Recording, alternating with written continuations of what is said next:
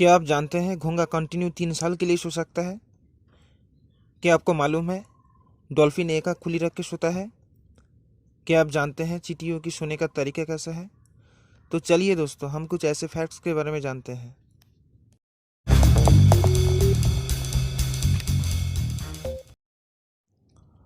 हाय दोस्तों, आपने तो बहुत सारे ताले देखे होंगे, लेकिन क्या आपको मालूम है दुनिया के सबसे बड़ा ताला का साइज और वजन कितना है?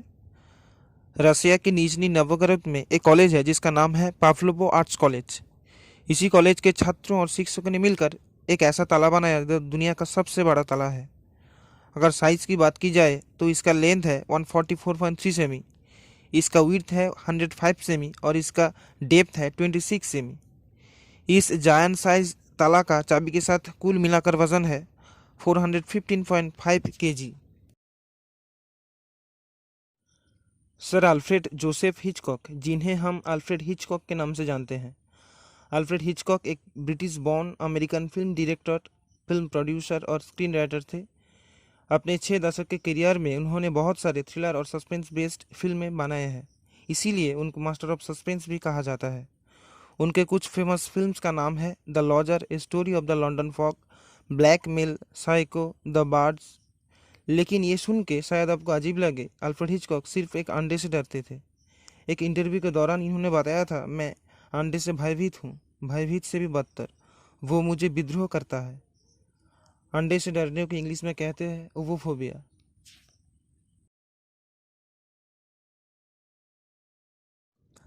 वैक्यूम क्लीनर के बारे में हम सब जानते हैं, जिसे इस्तेमाल करके आप घर में सफाई का काम आसानी से कर सकते हैं और आज की डेट में हर कोई इसे आसानी से अफोर्ड भी कर सकते हैं। लेकिन दोस्तों, पहला जो वैक्यूम क्लीनर था उसके साथ बिल्कुल भी ऐसा नहीं था। पहली बार 1901 साल में वैक्यूम क्लीनर को इन्वेंशन किया गया था एक लंदन के इंजीनियर के द्वारा, जिनका नाम था हूबर्ट सेसिल बूथ। उनका बनाया गया पहला वैक्यूम क्लीनर इतना बड़ा था कि इसे घोड़े से खींचना पड़ता था और ये वैक्यूम क्लीनर पेट्रोल और बिजली दोनों से चलता था। साइज़ में बड़ा होने की वजह से इसे किसी घर के बाहर खिड़की के पास खड़ा कर दिया जाता था और वैक्यूम में एक साकर होते हैं जिसके मदद से घर से बाहर मैल को निकाला जाता था। और दोस्तों, उस टाइम सिर्फ हाई स्टेटस और राइज वाले लोग ही इसे इस्तेमाल कर सकते थे। क्या आपको पता है डॉल्फिन एक आँख खुली रख के सोता है? डॉल्फिन इसलिए ऐसा करता है ताकि सफोकेशन के कारण डूबने से बच सके और किसी शिकारी से भी बच सके। डॉल्फिन की ब्रीदिंग सिस्टम हम मनुष्य की तरह ऑटोमेटिक नहीं है। हम जब दोनों आँख बंद करके सोते हैं तो हमारा ब्रीदिंग सिस्टम ऑटोमेटिकली चालू रहता है, लेकिन डॉल्फिन में ऐसा नहीं होता है। दोनों आँख बंद करके सोने से डॉल्फिन को सफोकेशन हो सकता है और डूब के मर भी सकता है, इसलिए एक आँख खुली रख के सोता है। डॉल्फिन एक टाइम में ब्रेन के एक अंश को ही सोने के लिए अलाउ करता है। अगर ब्रेन की दाहिना भाग सोता है तो बाईं आँख बंद हो जाता है और ब्रेन की बाईं भाग जब सोता है तो दाहिना आँख बंद हो जाता है। इस तरह से सोने को यूनी हेमिस्फेरिक स्लीप कहते हैं। हम सब जानते हैं चींटियाँ कितने हार्ड वर्कर होते हैं। ऐसा लगता है पूरा दिन काम करता ही रहता है, लेकिन चींटियाँ भी विश्राम लेता है, जो मनुष्य से थोड़ा सा अलग है। हम जब सोते हैं तो लंबे समय के लिए सोते हैं, लेकिन जो वर्कर चींटियाँ होते हैं 24 घंटे में 1 मिनट करके छोटे छोटे 250 से भी ज़्यादा पावर नैप लेता है। तो उस हिसाब से 24 घंटे में 4 घंटे विश्राम लेता है और 20 घंटे तक काम करता है।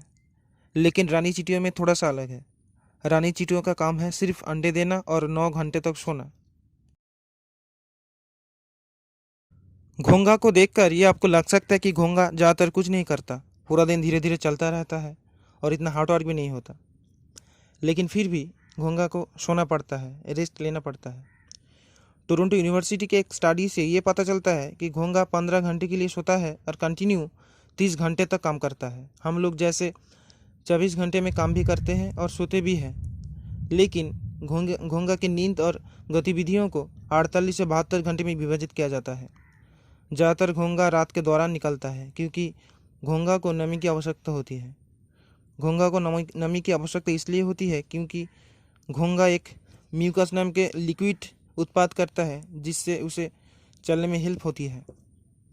और जब बेहद गर्मी या बेहद ठंडा होता है तो घोंघे लंबे समय तक अपने खोल के अंदर रह सकता है, जो 3 साल तक लंबा हो सकता है।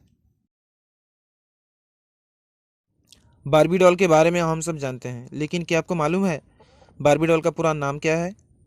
बार्बी डॉल का पूरा नाम है बारबरा मिलिसेंट रॉबर्ट्स। 9 मार्च 1959 में न्यूयॉर्क के अमेरिकन इंटरनेशनल टॉय फेयर में पहली बार बार्बी डॉल को पेश किया गया था और 9 मार्च 1959 को ही बार्बी डॉल की ऑफिशियल बर्थडे सेलिब्रेट किया जाता है। रूथ हैंडलर, जो एक खुद टॉय शॉप के मालकिन थे, उन्होंने बार्बी डॉल को बनाया और उनकी बेटी बारबरा के नाम से ही बार्बी डॉल का नाम रखा गया था। गूगल के बिना हम एक पल भी नहीं रह सकते। कुछ भी काम हो, चाहे जॉब सर्च या किसी चीज़ के बारे में जानना हो, हम सब गूगल का सहारा लेते हैं। लेकिन क्या आपको पता है गूगल का पहला नाम क्या था? गूगल का पहला नाम था बैकरब।